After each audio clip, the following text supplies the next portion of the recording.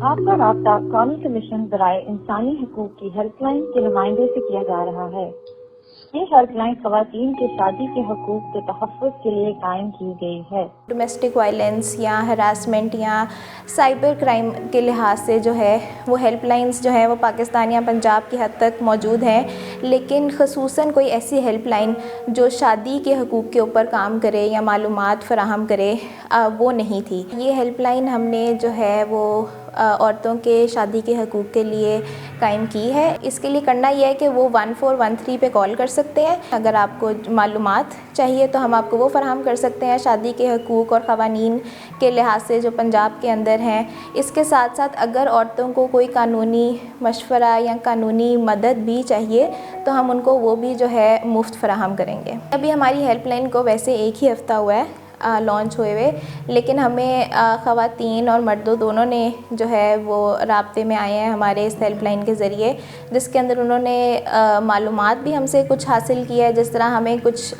ख़वातीन ने कॉल करके कहा कि उनके जो है वो निकाहनामे के अंदर ये क्लॉज़ कटे हुए हैं, तो इसका कुछ किया जा सकता है या नहीं किया जा सकता। इसके अलावा हमारे पास जो है कुछ केसेस जो है वो डाइवोर्स और खुला से रिलेटेड भी आए हैं, जिसके अंदर हमने उनको जो है मुफ्त कानूनी मदद फराहम की है। 2015 के अंदर जो है वो under Muslim family law ordinance ये पास हुई थी बात के निकाहनामे के अंदर आप भी कोई भी जो है शिक उसको काट नहीं सकते। 2015 के बाद ना सिर्फ इसको गैर कानूनी करार दे दिया गया, बल्कि इसके ऊपर जो है वो सज़ा भी और फ़ाइन दोनों जो हैं वो मिल सकते हैं निकाह रजिस्ट्रार को।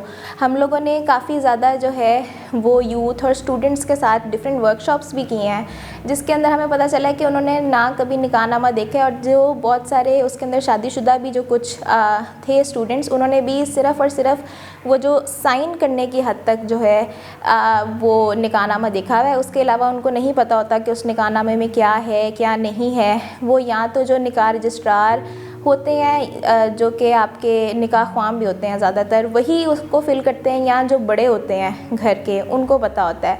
तो इसके अंदर बहुत सारे जो है वो कॉलम हैं जिनके बारे में पता ही नहीं होता। जिस तरह हक महर के कॉलम के बारे में नहीं पता होता कि हक महर कि उसके अंदर फिर जो डिफरेंट कैटेगरीज हैं कि मुअज्जल है, गैर मुअज्जल है, उसके बाद के उसी वक्त दिया गया, उसी वक्त नहीं दिया गया, पैसे की सूरत में दिया गया है, या फिर जो है कोई और असासा है, जिस तरह गोल्ड हो गया, ज्वेलरी हो गई, या फिर कोई ज़मीन हो गई।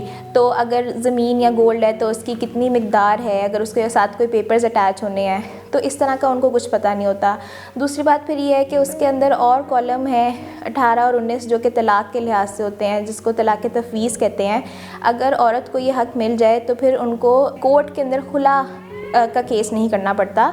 वो जो है सीधा सीधा जिस तरह मर्द तलाक़ का नोटिस देते हैं यूनियन काउंसिल के थ्रू, उसी तरह ख़वातीन भी जो हैं ये इस तरह उनके लिए थोड़ा सा प्रोसेस जो है वो आसान हो जाएगा। और साथ साथ ये है कि इसके अंदर उनको हक़ महर भी जो थोड़ी बहुत अगर क्वांटिटी खुला के अंदर वापस करनी पड़ती है वो भी नहीं करनी पड़ेगी।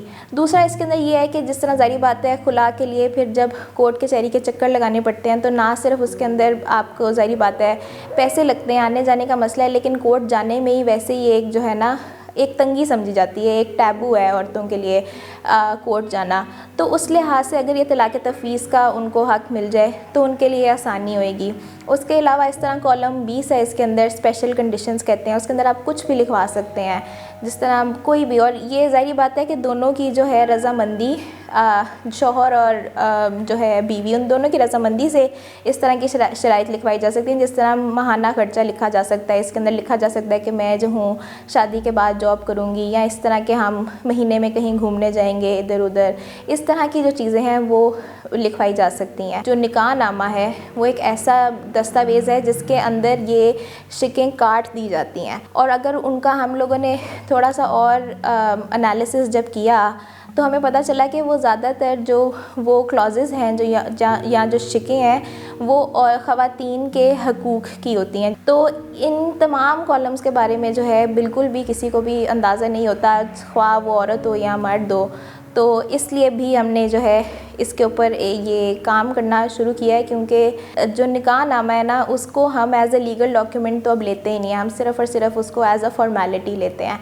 तो ये थोड़ी सी जो है वो हमें अपनी सोसाइटी के अंदर थोड़ी सी चेंज करने की ज़रूरत है।